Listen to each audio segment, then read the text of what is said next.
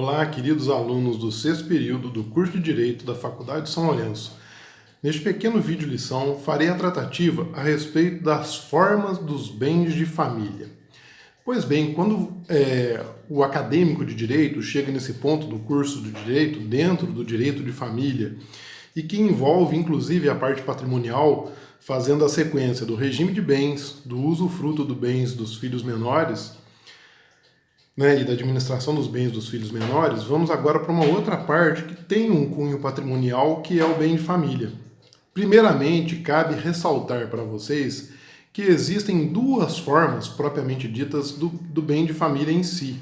E estas duas formas do bem de família, elas têm que ser distintas para vocês.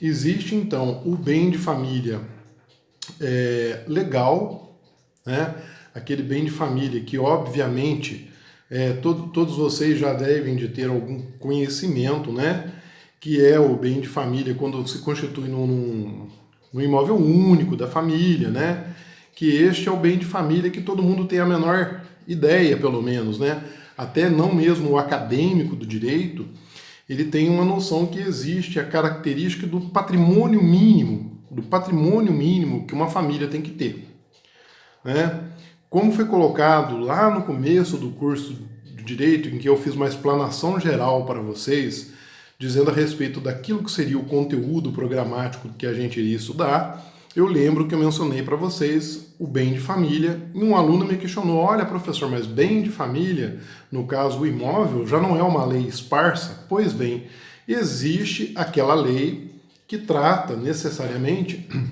o bem de família legal, tá? Então esse bem de família legal é a casa, é a residência, é a moradia onde vive o núcleo familiar e, portanto, goza do benefício da empenhorabilidade, independentemente da sua inscrição no cartório de registro de imóveis, correto? Então a casa é o asilo inviolável, segundo a Constituição, e integra o mínimo essencial do patrimônio, tá? E não pode ser retirada do núcleo familiar para o pagamento de dívida. Pois bem, apesar de falarmos que existe essa lei, essa empenhorabilidade, existe então aquilo que está dentro do Código Civil e que é o bem de família, conhecido como bem de família convencional. Vamos então a ele. Bem, o bem de família convencional, meus prezados alunos, Então, como ele é convencional, ao mesmo tempo ele se torna facultativo. E dentro do Código Civil ele estaria entre os artigos 1711 e 1722. Portanto, artigos 1711 e 1722. Então ele vai falar desde a constituição do bem de família até a extinção do bem de família. Correto? Então qual é a principal característica que esse bem de família convencional tem que ter? O artigo 1711, ele é muito claro, ele coloca, olha, pode os cônjuges, ou a entidade familiar, mediante escritura pública, destinar parte do seu patrimônio para instituir o bem de família, desde que não ultrapasse 1/3 do patrimônio líquido existente à época da instituição, mantidas as regras de empenhorabilidade do imóvel residencial estabelecida em lei especial. Portanto, então não se confunde quando a família tem um único imóvel e existe uma lei que trata da empenhorabilidade deste imóvel, do bem de família, que é aquele bem de família constituído como tal. Qual a regra principal que vocês estão notando? Bem, primeiro tem que ter a instituição, não é legal. São os membros da família, da entidade familiar, que vão voluntariamente proceder a essa inscrição. Qual a outra característica que o artigo 1711 nos traz?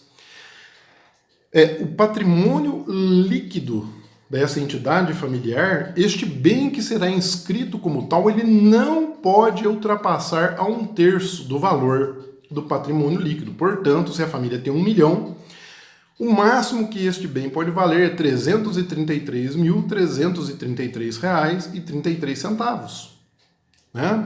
Então essa característica é muito importante. O 1712, que é outro artigo que citarei agora, porque com estes dois artigos vocês vão ter a ideia básica de como faz a instituição, né?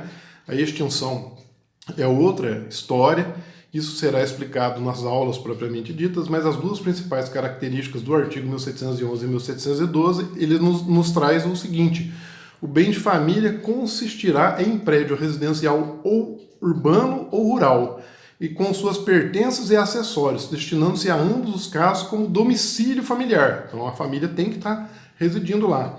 E poderá abranger valores mobiliários, cuja renda será aplicada na conservação do imóvel e no sustento da família. Portanto, os valores mobiliários que estão previstos neste artigo, né, eles não podem exceder o valor do prédio instituído. Ou seja, vai seguir aquela regrinha do 1/3. Então você pode destinar o imóvel e uma quantidade de dinheiro para a manutenção desse imóvel.